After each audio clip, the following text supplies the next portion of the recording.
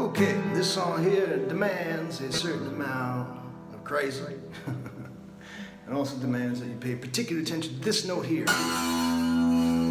The open E note. Yes, the open E note here. When I was up in the abandoned gold mines of Lost Forest Canyon, California, and working on songs, I came up with this arrangement of one of my favorite Bruce Springsteen songs. What struck me about this was that E sounded a lot like that Tibetan monk chant.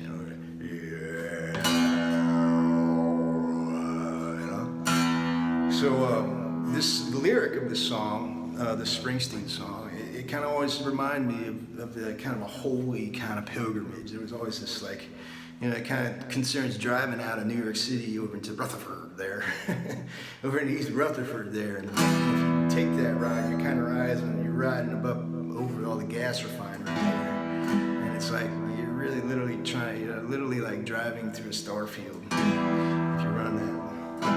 Doing that, so I came up with a song back in like 2006, prior to the Seeger sessions, mind you. And it's a Springsteen song called "Open All Night."